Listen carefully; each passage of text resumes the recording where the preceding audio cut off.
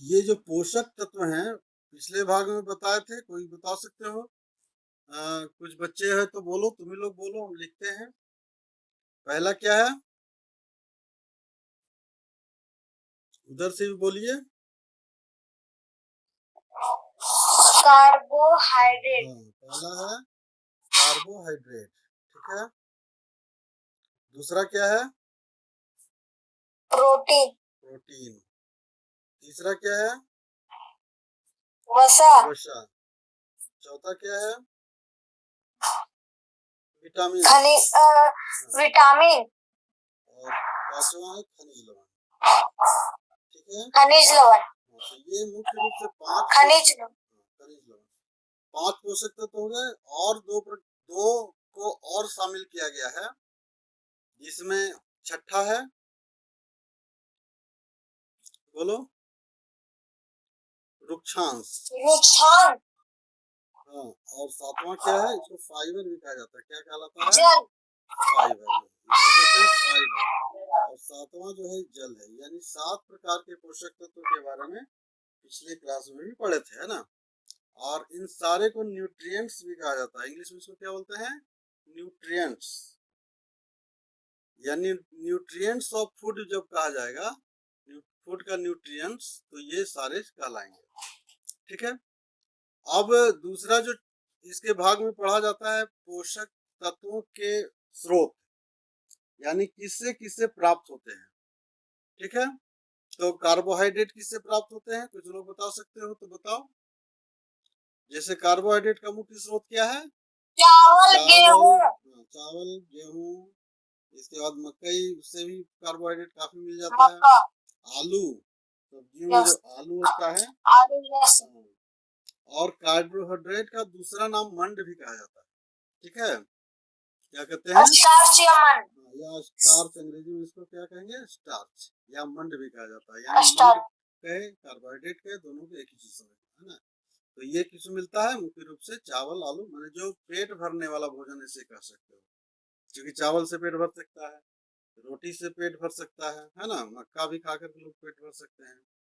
अच्छा, और इससे हमें मिलता क्या है? तो ऊर्जा मिलता है, जो कि हमारे शरीर को संचालन करता है। यानी कोई भी काम हम जो करते हैं तो उससे कार्बोहाइड्रेट की आवश्यकता होती है। कार्बोहाइड्रेट पच करके और ग्लूकोज बनाता है। और ग्लूकोज, ये जो ग्लूकोज होता है, यही कार्बन डाइऑक्साइड से रिएक्शन करते हैं, ऑक्सीजन से रिएक्शन करता है ना। और ये बनाता है एटीपी यानी ऊर्जा, और यही ऊर्जा हमारे शरीर का संचालित करता है, ठीक है। दूसरा है जो प्रोटीन है। तो प्रोटीन हम लोग कहाँ से प्राप्त करते हैं? मुख्य रूप से दालों से। हाँ, दूध से, दाल, सोयाबीन, मछली, अंडा। ये सबसे प्रोटीन मिलता है, ठीक है। और प्रोटीन हमारे शरीर में क्या काम करता है? तो प्रोटीन हमारे शरीर को, बताओ, पिछले बार में पढ़े थे, टूटी फूटी कोशिकाओं का मरम्मत करता है। यानी हमारा शरीर क्या होता है? टूटी फूटी कोशिकाओं का मरम्मत करता है। यानी शरीर के किसी भाग में चोट लग जाए, घाव हो जाए, है ना, कट जाए, तो यदि प्रोटीन की मात्रा हमारे शरीर में अधिक है तो बहुत जल्दी वो भरने का काम करता है। यानी जो सेल होता है, क्योंकि कटने का मतलब क्या है कि सेल डैमेज, है ना। जो कोशिका, हमारे शरीर का जो निर्माण होता है कोशिका से, तो ये कोशिका जो होता है क्या होता है? डैमेज हो जाता है ना। यार मान लो कट गया तो कोशिका कटा ना, क्योंकि सारे भाग में कोशिका है। तो ये कोशिका को रिपेयर करने में अहम भूमिका निभाता है, बहुत ज्यादा काम करता है। तो इसीलिए प्रोटीन हमारे शरीर में बहुत आवश्यक है। और स्रोत पता ही चल गया कि दाल है, मछली, अंडा इत्यादि इस तरह का है। या दूध में भी काफी मात्रा में मिलता है, क्योंकि बच्चों को सबसे ज्यादा प्रोटीन की आवश्यकता होती है। उन को ग्रो करना होता है, सेल को बहुत तेजी से बढ़ना होता है, इसीलिए बच्चों लोग को प्रोटीन की मात्रा आवश्यकता होती है। और तीसरा जो है सो बताए थे वसा। और वसा का स्रोत क्या है? वसा का स्रोत भी बताए थे पिछले दिनों। जो भी तेलीय पदार्थ है ना, जिसे तेल निकलता है, या जो मनुष्य या जंतुओं से जो प्राप्त होने वाला घी है, या मक्खन तो ये सब में ज्यादा क्या मिलते हैं, वसा मिलते हैं, है ना, जिसको फैट भी कहा जाता है, अंग्रेजी में उसको कहते हैं फैट। और ये फैट में एक्चुअली में तेल ही है, जो कि डायरेक्ट रूप से तेल है, जो कि हमारे शरीर को बहुत कम मात्रा की आवश्यकता होती है। और वसा से भी क्या प्राप्त होता है, कोई बताइए, ऊर्जा, है ना, यानी ऊर्जा प्रदान करने का दो स्रोत हो गया, कौन कौन, एक हो गया कार्बोहाइड्रेट और दूसरा हो गया वसा। तो ऊर्जा जो ये वसा जो होता है, पिछले भाग में बताए थे कि वसा तब जरूरत पड़ती है जब 1-2 दिन कार्बोहाइड्रेट प्राप्त नहीं होता है। तो जो हमारे शरीर में वसा जमा होता है, वो जमा वसा फिर धीरे धीरे कन्वर्ट होता है ऊर्जा में, एनर्जी में, और वो फिर हमारे शरीर को संचालित करता है। कहने का मतलब है कि यदि 1-2 दिन भी भोजन नहीं मिले, 3-4 दिन तक भी भोजन नहीं मिले, तो हमारे शरीर में जो जमा वसा है वो ऊर्जा देते रहता है, देने का काम करता है, जिसके कारण हम लंबे समय तक भोजन नहीं मिलने के बाद भी जीवित रह सकते हैं। लेकिन कहने का यह मतलब नहीं है कि अब महीना दो रोज खाओ, उसके बाद तो हमेशा मिलता रहेगा, उसकी भी एक लिमिटेशन है, उसका भी एक समय है, उसके बाद वो भी समाप्त होने लगेगा और भोजन की आवश्यकता फिर पड़ेगी। तो अगला जो हमारा जो न्यूट्रिएंट्स है, पोषक तत्व है, वो क्या है, विटामिन, है ना। और विटामिन क्या काम करते हैं, कोई बता सकते हो, कोई बताइए, आवाज जा रही है ना। Yes sir. तो सर विटामिन से हमें विटामिन हमारे शरीर को स्वस्थ रखने का पहला तो काम करता है कि हमारे शरीर को क्या करता है, स्वस्थ रखता है। और दूसरा काम क्या करता है, कि रोगों या बीमारियों से लड़ने में मदद करता है। रोग या बीमारी कह सकते हो, दोनों एक ही चीज है, से लड़ने में मदद करता है। यानी शरीर में यदि विटामिन पर्याप्त मात्रा में हो तो कोई भी बीमारी लंबे समय तक नहीं रह सकता है, क्योंकि जैसे ही शरीर पर बीमारी आने लगेगा, ये विटामिन क्या करेंगे, उसको रिपेयर करने का काम करेगा, है ना, रोग से लड़ने में सहायता करेगा। यानी हमारे शरीर में जो प्रतिरोधक क्षमता होता है, जिससे बीमारी ठीक हो सकती है, यानी स्वतः शरीर उस तरह का काम करता है कि बीमारी को दूर करे, तो वो विटामिन काम करता है। और विटामिन नहीं रहेगा, बीमारी हो गया, तो वो लंबे समय तक ठीक नहीं होगा। तो इसीलिए अच्छा, विटामिन के स्रोत क्या है, तो ये मुख्य रूप से विटामिन के स्रोत होते हैं फल, है ना, फल में सबसे ज्यादा विटामिन मिलते हैं। इसके बाद हरी सब्जियां हैं, खास करके हरी सब्जियों जो रेशेदार होते हैं, है ना, रेशेदार सब्जी समझ सकते हो, जैसे नेनुआ है, झींगी है, करेला है, लौकी है, तो ये सब रेशेदार सब्जी कहलाते हैं। केला भी एक तरह का है जो काफी मात्रा में पोषक तत्व मिलते हैं, विटामिन भी मिलते हैं और खनिज लवण भी मिलते हैं। तो विटामिन और खनिज लवण ये दोनों को कहीं कहीं एक साथ जोड़ा जाता है, विटामिन को हो या खनिज लवण, है ना, दोनों हालांकि अलग अलग चीजें हैं, लेकिन दोनों कहाँ प्राप्त होते हैं, तो ये हरी सब्जियों और फलों में। तो इसीलिए अधिकतर देखोगे कि जब भोजन करता है आदमी, या भोजन की जो सूची बनाई जाती है, तो उसमें दाल, चावल, दूध, फल और सब्जियों का होना आवश्यक होता है, ठीक है। अच्छा, और जो रुक्षांश है, जो अगला भाग है, वो क्या है, रुक्षांश है, जो कि इसका ये दो चीज हो गया न्यूट्रिशनल वैल्यू में, रुक्षांश और जल। तो ये जो ऐसे पोषक तत्व कहलाते होते हैं जिनका पोषक मूल्य जो होता है, न्यूट्रिशनल वैल्यू जो होता है, वो शून्य होता है ना। ये क्या होता है, पोषक मूल्य शून्य होता है। कहने का मतलब है कि इसमें बहुत ताकत नहीं मिलेगा खाने से, लेकिन रुक्षांश क्या करता है कि जो अपच भोजन है, बिना पचे हुए भोजन, या जो पच जाने के बाद जो अवशेष बच जाता है, उसको बाहर निकालने में काम करता है। इसको ऐसे लिख सकते हो, यानी अपच भोजन को बाहर निकालता है, जो कि हमारा पेट साफ हो जाता है और मन प्रसन्न रहता है। यहाँ लिख सकते हो, अपन भोजन को बाहर निकालता है। शॉर्ट में लिख लीजिएगा आगे। और जल क्या करता है कि जल जो भोजन पच गया है ना, तो जो पोषक तत्व प्राप्त हुआ, यानी जो पोषक तत्व हुआ, वो पोषक तत्वों का अवशोषण करने का काम करता है। क्या करता है? अवशोषण करता है। यानी हमारे शरीर के विभिन्न भागों तक, क्योंकि विभिन्न भाग करने का मतलब एक, देखो कोई भी भोजन जो पचता है तो वो कहाँ जाना चाहिए? सेल में जाना चाहिए, यानी कोशिका में जाना चाहिए। ठीक है, आवाज जा रही है? और जब सेल में जाएगा, कोशिका में जाता है, तो वहां श्वसन के द्वारा ऑक्सीजन भी जाता है। और ऑक्सीजन सेल में क्या होता है? कार्बोहाइड्रेट, ये इसको क्या कर सकते हो?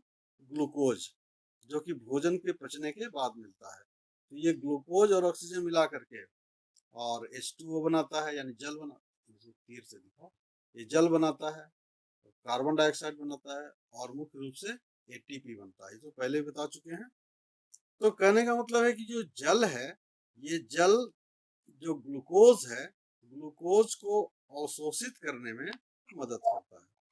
हमारे शरीर के जो छोटी आंत होता है, कहीं से आवाज आ रही है, माइक ऑन कर लो बाबू, कहीं से आवाज आ रही है, माइक ऑन कर लीजिए, ऑफ कर लीजिए। तो जो पोषक जो ग्लूकोज है, वो क्या होता है कि ये जल जो हमारे शरीर के छोटी आंत और बड़ी आंत में मूलांकुर होते हैं, जो अवशोषण का काम करता है, तो जल उसमें महत्वपूर्ण भूमिका निभाता है। ठीक है, तो ये हो गया। अच्छा, अब विटामिन के, अब यहाँ अगला चीज है विटामिन के प्रकार। अब विटामिन के प्रकार में पिछले दिन भी बताए थे कि विटामिन के कई प्रकार होता है। ए, बी होता है, सी होता है, डी होता है, ठीक है। विटामिन के प्रकार में, नमस्कार मैडम। हाँ sir, good morning sir. Good morning, good morning. चलिए बच्चा लोग थोड़ा सा बीच बीच में म्यूट करते रहिएगा, आवाज नहीं आएगा तो बोल दीजिएगा कि आवाज नहीं आ रही है ना। तो विटामिन के प्रकार में ए है, बी है, सी है, डी, ये तो याद रख सकते हो, कोई दिक्कत नहीं है ना। ये क्योंकि अंग्रेजी के नाम पर है, तो ए बी सी डी तो ऐसे ही याद रहेगा। अगला है ई है और के है। तो अब विटामिन चूंकि महत्वपूर्ण भूमिका निभाता है हमारे शरीर के लिए। सब लोग जुड़ गए, सभी लगता है टीचर ही आज जुड़ेंगे का। तो विटामिन ए जो है क्या करता है? तो सिंपल सा है कि हमारे आंखों की देखभाल करता है। विटामिन ए जो है आंख की देखभाल के लिए महत्वपूर्ण है। आंखों की देखभाल करता है। इसके बाद त्वचा का भी रक्षा करता है ना, त्वचा को स्वस्थ रखता है। ठीक है, या कहने का मतलब है विटामिन ए जो है मुख्य रूप से आंखों की देखभाल करता है और त्वचा को स्वस्थ रखने का काम करता है। तो निश्चित रूप से ए की कमी हो जाए तो आंख से संबंधित बीमारी होगी। यानी इसमें क्या होता है, मुख्य रूप से इसकी कमी से जो रोग होने वाला है वो है रतौंधी, है ना। तो इसकी कमी से जो रोग होता है, यानी विटामिन ए की कमी से रोग क्या होगा, इसको दृष्टिहीनता भी कह सकते हैं, रतौंधी कह सकते हैं, या दृष्टि क्षीणता भी होती है। अच्छा, बी क्या है? तो बी जो है से हृदय और परिसंचरण तंत्र को स्वस्थ रखता है, यानी मुख्य रूप से हृदय को स्वस्थ रखता है। ठीक है, तो हृदय परिसंचरण तंत्र जो है वो हृदय से संबंधित है। क्योंकि हृदय परिसंचरण तंत्र क्या है, यानी ब्लड का सर्कुलेशन, यानी जो हमारे यहाँ हमारे शरीर में रक्त दौड़ रहा है, तो ऑक्सीजन हो या कार्बन डाइऑक्साइड हो या ग्लूकोज हो, तो एक जगह से दूसरे जगह ले जाने का काम हमारा रक्त करता है। और रक्त को परिवहन कराने का काम कौन करता है? हृदय करता है। क्योंकि हृदय पंप करता है तो हमारे पूरे शरीर में रक्त दौड़ जाता है। और रक्त के साथ साथ जैसे ऑक्सीजन है तो रक्त के साथ ही दौड़ता है। जो हमारा अवशोषित ग्लूकोज है वो रक्त के द्वारा ही प्रत्येक सेल तक पहुंचाया जाता है। तो ये परिसंचरण तंत्र में जो विटामिन बी है मुख्य रूप से भूमिका निभाता है, और इसकी कमी से जो बीमारी होती है वो कहलाती है बेरी-बेरी। तो ये सब याद रखने की चीज है, ये 2-3 बार पढ़ोगे तो याद हो जाएगा। अब है विटामिन सी। विटामिन सी क्या है? तो चूंकि विटामिन सी अधिकतम विटामिन रोगों से लड़ने में मदद करता है।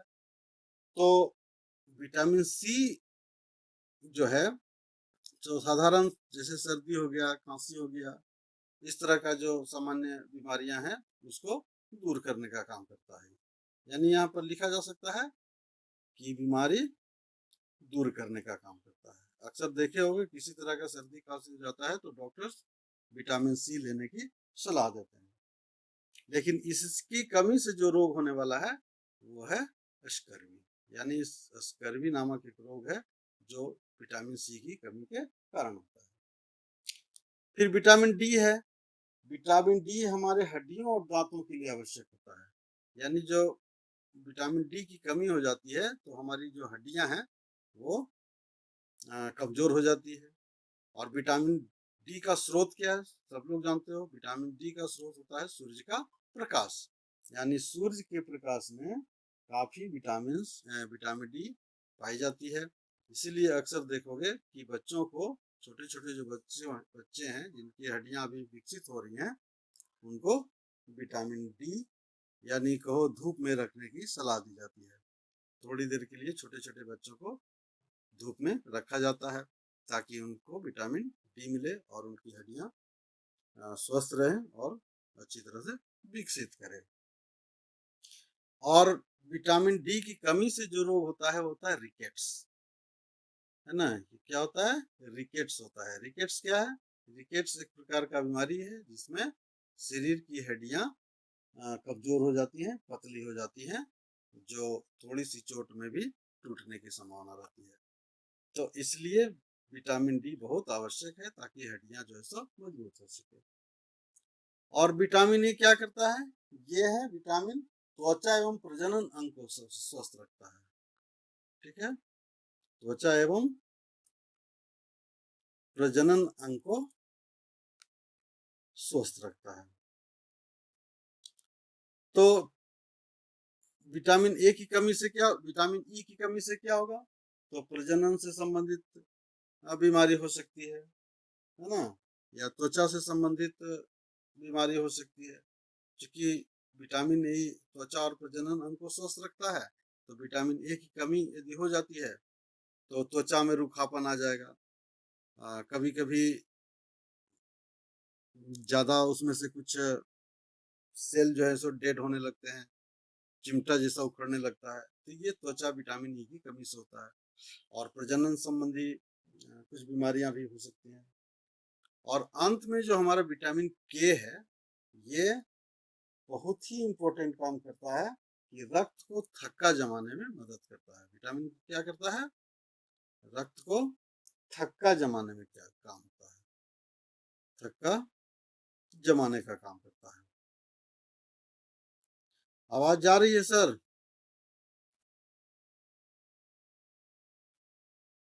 Yes sir. हाँ, चलिए आवाज जा रही है, क्लियर है ना, कोई दिक्कत नहीं है, स्क्रीन पे दिख रहा है? तो यस। विटामिन के क्या करता है? तो रक्त को थक्का जमाने का काम करता है। अब रक्त का थक्का जमाना क्यों जरूरी है? क्योंकि अक्सर देखोगे कि जब व्यक्ति या कोई भी जीव है कहीं भटकता है, कहीं जाता है, तो एक्सीडेंट हो जाती है, दुर्घटना हो जाती है, या काम करते वक्त कट जाता है, तो जैसे ही कटता है तो उस सेल से, यानी जो हमारा परिसंचरण तंत्र है, जो वेन है कहो, शिराएं हैं, उससे रक्त बहने लगता है। अब देखो, यदि विटामिन के नहीं रहेगा तो क्या होगा? ये जो रक्त बह रहा है वो बंद नहीं होगा, है ना। और इस तरह से सारा रक्त यदि शरीर से बाहर निकल जाए, बह जाए, तो शरीर की मृत्यु हो सकती है, यानी मौत आ जा सकती है। तो प्रकृति ने व्यवस्था कर रखा है कि यदि विटामिन के पर्याप्त मात्रा में है तो रक्त को यदि पोंछा नहीं जाए, यानी जो बह रहा है उसे निकलते नहीं, उसको पोंछते नहीं जाओ, तो क्या होगा कि धीरे धीरे धीरे धीरे वो जहां पर कटा होता है यहाँ पर रक्त ही जम जाता है ना। ये जो विटामिन के है रक्त में, वो ऑक्सीजन से संपर्क करके और एक थक्का बना देता है, और थक्का बनाता है तो जहाँ कटा हुआ भाग है वो क्या हो जाता है, पूरा उसको बंद कर देता है, और बंद करने के बाद रक्त निकलना बंद हो जाता है। तो ये प्रकृति ने ये सारी चीज क्या व्यवस्था कर रखा है, हमारे शरीर में इस तरह का चीज बना रखा है कि किसी प्रकार का नुकसान शरीर को नहीं पहुंचे।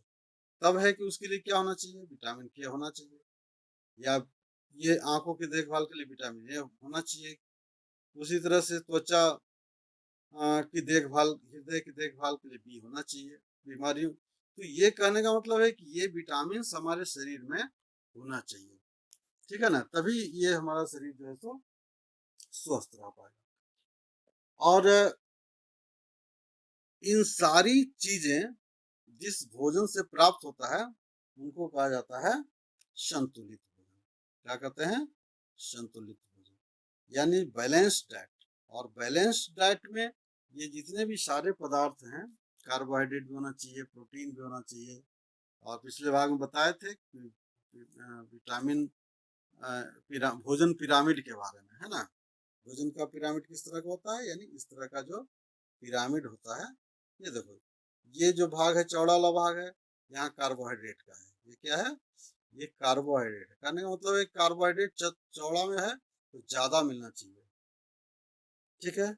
इसके बाद ये जो है थोड़े से भाग में ये सब्जियों का है, यानी विटामिन और खनिज लवण का है। उससे थोड़ा भाग है ये प्रोटीन का है, ये क्या है, विटामिन और खनिज लवण का है। ये इसको कहते हैं भोजन पिरामिड। क्या बोलेंगे, भोजन पिरामिड। यानी इस पिरामिड के माध्यम से बताया गया है, इस विटामिन के माध्यम, ये पिरामिड के माध्यम से बताया गया है कि जो पोषक तत्व है कितनी मात्रा होनी चाहिए। तो कार्बोहाइड्रेट की देखो ज्यादा एरिया घेर रहा है, इसमें तो ज्यादा होना चाहिए। विटामिन उससे थोड़ा सा कम घेर रहा है तो कम होना चाहिए। और यहाँ पर हमारा किसका है, प्रोटीन का है ना। और लास्ट में जो बहुत छोटा सा भाग बचता है वो है वसा का। तो यहाँ वसा क्या कर रहा है, यानी तेल घी बहुत कम खाना है, कार्बोहाइड्रेट ज्यादा खाना है, उससे कम हरी सब्जी और फल खाना है, और उससे कम प्रोटीन लेना है। तो ये सारी जो मात्राएं हैं, है ना, एक निश्चित अनुपात में हो तो ये कहलाता है संतुलित भोजन। यानी हमारे शरीर की वृद्धि और अच्छे स्वास्थ्य को बनाए रखने के लिए हमारे भोजन में सभी प्रकार के उचित मात्रा में न्यूट्रिएंट्स यानी पोषक तत्व यदि हों तो उससे हम लोग संतुलित भोजन कहेंगे, ठीक है। और अगला जो कुछ भाग है जैसे खनिज लवण, है ना, ये जो इम्पोर्टेंट चीज बताए, विटामिन के बाद क्या हमारा आता है, भोजन पोषक तत्वों में खनिज लवण। तो खनिज लवण जो एक्चुअली क्या है कि बहुत सारा जो मिनरल्स हैं, उसको मिनरल्स भी अंग्रेजी में कहते हो, मिनरल, है ना, क्या कहेंगे, मिनरल कहेंगे, यानी खनिज लवण। तो खनिज लवण जैसे देखो क्या क्या खनिज लवण है, जैसे लोहा है ना। अब लोहा तो डायरेक्ट नहीं खा सकते हो, ठीक है, या फास्फोरस है, ठीक है, आयोडीन है, मुख्य रूप से इस तरह के खनिज लवण है, या मैग्नीशियम है, सोडियम है, या मैग्नीशियम है। ये सब खनिज लवण है जो कि केमिस्ट्री पढ़े होंगे। तो जितने भी खनिज लवण है, थोड़ी थोड़ी मात्रा खनिज लवण की भी हमारे शरीर को चाहिए होता है, जो कि हरी सब्जियों और फलों से प्राप्त होता है। तो जैसे लोहा है, तो अब ये लोहा हम लोग जो देखते हैं, लोहा कुदाल बनाने वाला हो गया या और कुछ बनाने वाला हो, लोहा एक्चुअली वही है ना, एफी उसका भी संकेत, इसका भी संकेत है। लेकिन ये लोहा जो है से प्राकृतिक रूप से हरी सब्जियों और फलों में पाए जाते हैं, तो ये हमारे शरीर के लिए आवश्यक होता है। अब तो लोहा के जो स्रोत होंगे, जिस तरह का फल और सब्जी में आयरन कहो या लोहा काफी मात्रा में मिलता होगा तो वो पर्याप्त भोजन होना चाहिए। अब लोहा की कमी से क्या होता है? लोहा की कमी से कोई बता सकते हो कौन सा रोग होता है? कोई स्टूडेंट बताइए। लोहा की कमी से कौन सा रोग होता है?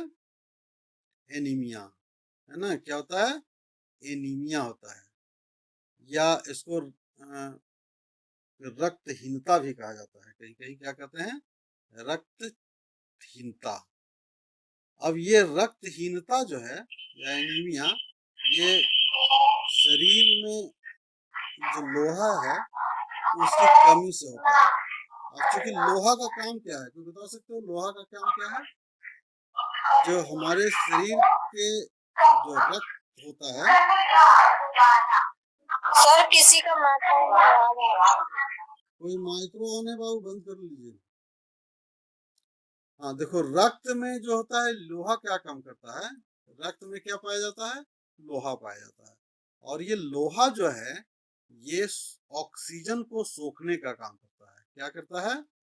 ऑक्सीजन को सोखता है, कहो, है ना? क्योंकि जब ऑक्सीजन हमारा फेफड़ा जो है ऑक्सीजन ग्रहण करता है, तो ऑक्सीजन ग्रहण करने के बाद पूरे सेल में जाना चाहिए, बताए, क्योंकि सेल ग्लूकोज को पचाता है, उसको डिकम्पोज करता है, उसको तोड़ता है एनर्जी बनाने के लिए।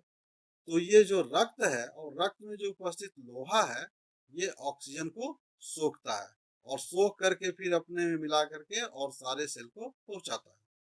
अब चूंकि रक्त में लोहा है और लोहा पर्याप्त मात्रा में नहीं रहेगा तो ऑक्सीजन को पर्याप्त मात्रा में सोखेगा नहीं, और जब ऑक्सीजन पर्याप्त मात्रा में नहीं जाएगा तो सेल में ऊर्जा नहीं मिलेगा, और ऊर्जा जब नहीं मिलेगा तो क्या होगा कि हमारा शरीर सुस्त जैसा लगेगा, कोई भी काम करने में मन नहीं लगेगा, है ना? तो इसीलिए ये लोहा का होना बहुत जरूरी है। लोहा का स्रोत क्या है? हाँ, त्वचा में भी चिकनापन आता है यदि पर्याप्त मात्रा में आयरन है, यानी लोहा जो मिनरल्स है, खनिज लवण जो है, लोहा की कमी से ना, हाँ, लोहा की कमी से मैंने त्वचा स्वस्थ रहेगा तो बाल को पकड़े रखेगा, तो बाल भी झड़ने। तो अब लोहा का स्रोत क्या है ये जानना जरूरी है। स्रोत क्या क्या है, कोई बता सकते हो? जैसे पालक है, ये जो हरी सब्जियों में पालक है पर्याप्त मात्रा में लोहा मिल जाता है, या फिर सेब है, और एक जो खास करके हम लोग खाना छोड़ दिए, बहुत पर्याप्त पहले लोग खाते थे, मड़ुआ। ये मड़ुआ में भी पर्याप्त मात्रा में लोहा पाया जाता है, इसीलिए देखोगे कि जो मड़ुआ का कलर भी होता है वो लोहे के कलर का होता है। देहात में चकोड़ा का साग खाता है सर। हाँ, उसमें भी काफी मात्रा में लोहा मिलता है। हाँ हाँ हाँ।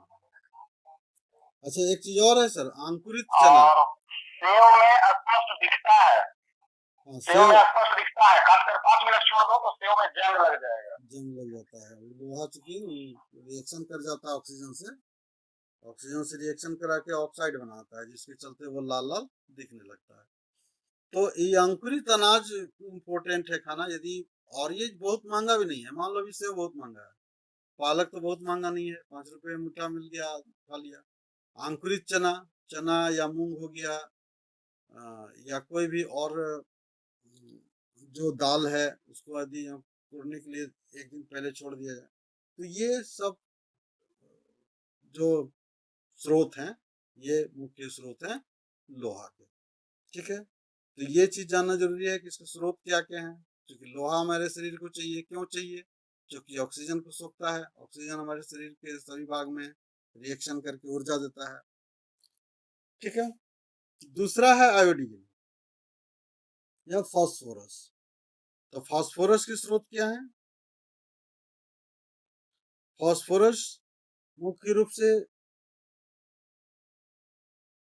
दांतों और हड्डियों के लिए, या कैल्शियम है ना? कैल्शियम को, ये क्या होता है? दांतों और हड्डियों के लिए आवश्यक है, दांतों एवं हड्डियों के लिए बहुत जरूरी है। फास्फोरस भी दांतों और हड्डियों में काम करता है। तो ये कैल्शियम का स्रोत क्या क्या है? क्योंकि अब देखा जाता है कि दांत जो है सो थोड़े से उम्र ज्यादा हुआ कि झड़ने लगता है। तो चूंकि अब दांत और हड्डियों को मजबूत रखने के लिए कैल्शियम चाहिए। अब कैल्शियम यदि शरीर में कम हो जाएगा तो दांत अधिक दिनों तक नहीं चलेगा, 40-50 होते होते सब टूटने लगेगा। तो कैल्शियम के स्रोत क्या क्या है? तो जैसे दूध है, पर्याप्त मात्रा दूध में भी, यानी कैल्शियम के स्रोत, इसके बारे में जानना जरूरी है। अब कैल्शियम के स्रोत क्या है? जैसे दूध है या अंडा है, मूली में पर्याप्त मात्रा में स्रोत मिलता है, केला में भी काफी मात्रा में कैल्शियम पाया जाता है। और फास्फोरस जो है, ये फास्फोरस भी जैसे दूध में भी काफी मिलता है, केला में भी मिलता है, अंडा में भी मिलता है। हाँ, केला में आयरन का भी स्रोत है। कैल्शियम का भी स्रोत है, आयरन का भी अच्छा स्रोत है वो। क्योंकि केला भी काट लेने के बाद थोड़ी देर बाद ब्लैक होने लगता है, यानी काला होने लगता है। तो फास्फोरस हो गया, आयोडीन हो गया, कैल्शियम हो गया। तो ये जो मुख्य रूप से मिनरल्स हैं, ये भोजन के लिए आवश्यक। अब कुछ रोग के बारे में जान लीजिए जो हमारे शरीर में पोषक तत्वों की कमी से, कुछ पोषक तत्वों की कमी से होने वाले रोग होते हैं, है ना। पोषक तत्वों की कमी से होने वाले रोग।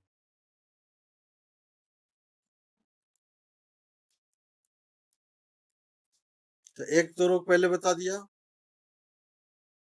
कि एनीमिया है, यानी रक्त का कम हो जाना। इसको सिंपल क्या कहेंगे? रक्त का कम होना, यानी रक्त कम हो गया तो एनीमिया कहलाया। ठीक है। दूसरा एक सबसे, जिसको कुपोषण भी कहा जाता है, यदि हमारे शरीर को पर्याप्त मात्रा में भोजन नहीं मिले तो उसको कुपोषण भी कहते हैं, या मल न्यूट्रिशन। मल न्यूट्रिशन, ये कुपोषण। और कुपोषण क्या है कि जितना भोजन हमारे शरीर को विकसित होने के लिए चाहिए उससे कम मिले, है ना। यानी सिंपल सा इसका क्या है कि भोजन का पर्याप्त नहीं मिलना। पर्याप्त नहीं मिलना क्या कहलाएगा? कुपोषण कहलाएगा। और जब कुपोषण होगा, यानी पर्याप्त मात्रा में भोजन नहीं मिलेगा, तो हमारा शरीर क्या होगा? कमजोर होने लगेगा, हमारे शरीर में सुस्ती आ जाएगा, यानी ऊर्जा पर्याप्त मात्रा में नहीं मिलेगी। और जब पर्याप्त मात्रा में ऊर्जा नहीं मिलेगी तो सही ढंग से कोई भी काम नहीं हो पाएगा। ठीक है।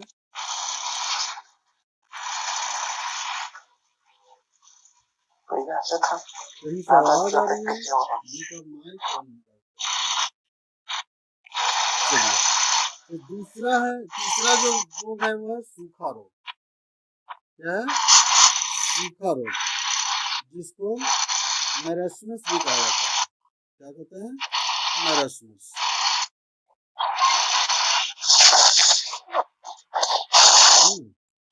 इसको अंग्रेजी में कहते हैं मैरास्मस।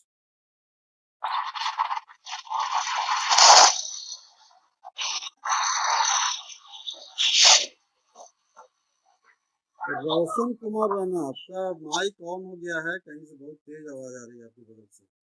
ठीक है। तो ये सूखा रोग है। सूखा रोग क्या है कि यदि प्रोटीन कम मात्रा में हो जाए, है ना, प्रोटीन की कमी, या सूखा रोग क्या है? प्रोटीन की कमी से होने वाला रोग है। यानी प्रोटीन की कमी से हमारा जो शरीर का हड्डियां हैं, है ना, शरीर की हड्डियां विकसित नहीं हो पाती है, नहीं हो पाती है। तो इसको कहा जाता है मरासमस। यानी क्या होगा कि शरीर का